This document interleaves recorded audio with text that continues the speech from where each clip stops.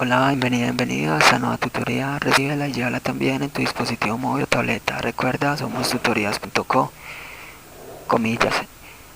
No te mofes de cuidar la santa naturaleza. Simplemente no fumes, no grites y no secuestres animales. Comillas. Como se observa en la figura, el ejercicio planteado consiste en crear un algoritmo que permita determinar la cantidad de números pares e impares que se ingresan hasta que se lee el número 0. Planteamos la solución en un programa de 32 líneas. En la línea 5 vemos la instrucción numeral include iostream.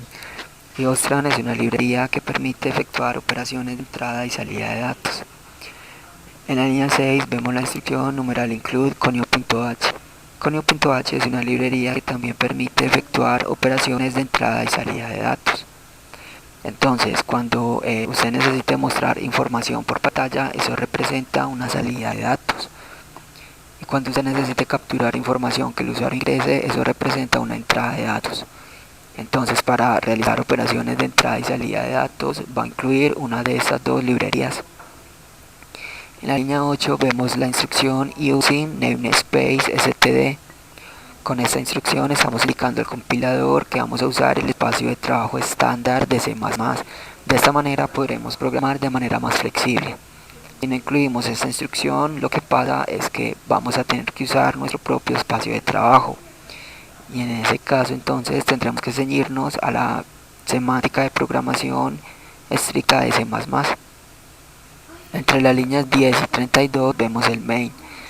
El main es el método principal. Cuando un programa compila, lo que ocurre es que se incluyen las librerías, mira el espacio de trabajo a usar y luego se busca el main, es decir, el inicio del programa.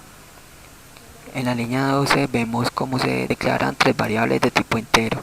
La variable número, contador pares y contador impares. Estas dos últimas se inicializan a 0. Recuerde que las variables de tipo entero solamente almacenarán datos numéricos enteros y no decimales. Contador pares y contador impares se inicializan en 0 porque su función es contar la cantidad de pares y la cantidad de impares que contienen los números que vamos a procesar. En la línea 14 vemos la instrucción code y el mensaje de favor ingresar un número. La instrucción code lo que hace es poner caracteres en la salida estándar. La salida estándar es la pantalla, entonces siempre que usted necesite mostrar información por consola, va a usar la instrucción code menor y entre comillas dobles el mensaje a mostrar.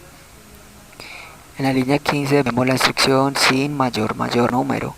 Sin es una instrucción que lo que hace es leer caracteres en la entrada estándar. La entrada estándar es el teclado, entonces sin significa variable por teclado. Luego, siempre que usted necesite capturar información que el usuario ingrese, va a usar la instrucción sin mayor y a continuación el nombre de la variable que va a recibir dicho dato. En este caso, la variable número va a recibir lo que el usuario ingrese. Entre las líneas 17 y 26 vemos una estructura repetitiva. Recuerde que las estructuras repetitivas permiten ejecutar un conjunto de instrucciones repetidamente, aprovechando así la velocidad de procesamiento de datos de un computador. En este caso vemos un ciclo while, cuya condición es mientras el número sea diferente a 0, entonces va a ingresar al ciclo.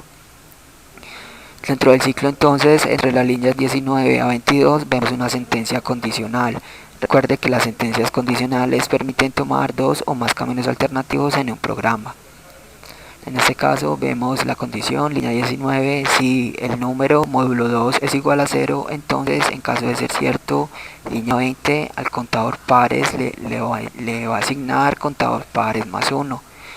Si es falso, entonces línea 22 al contador pares lo incrementa, es decir, al contador pares le asigna lo que tiene el contador impares más 1. Recuerde que el operador módulo de la condición lo que hace es hallar el residuo entre una división.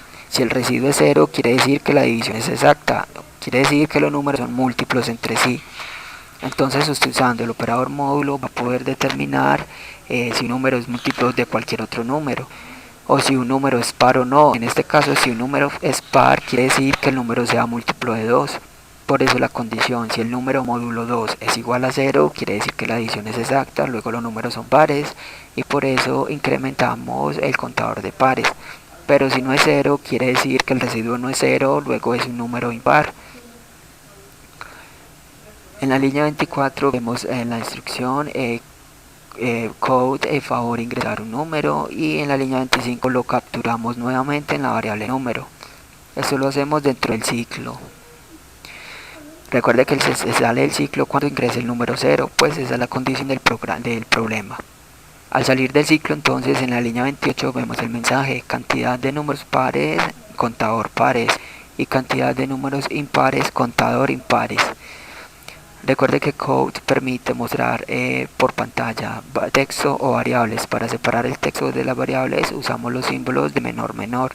El texto va entre comillas dobles. Por último, en la línea 31 vemos el método "get". Este método lo que hace es esperar un ingreso de carácter. Con esto, cuando el programa compile, entonces vamos a poder ver la salida de datos y luego presionaremos una tecla para cerrar la ventana de ejecución. Si no incluimos este método, lo que pasa es que el programa compila bien, ejecuta normal, pero inmediatamente se cierra la ventana. ¿Por qué? Porque no hay una espera de ingreso de carácter.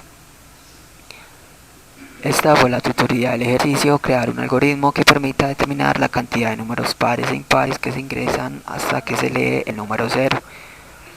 Repasa la teoría, resuelve nuestro test y practica un algoritmo en el tablero. Si esto te gustó o no, te invitamos a discutirlo y a valorar la experiencia de esta tutoría. Recuerda, somos tutorías.co, trinamos como @tutorías, posteamos en Facebook y Google Plus como Tutorías Colombia. Pregúntanos, contáctanos, haz parte de nuestra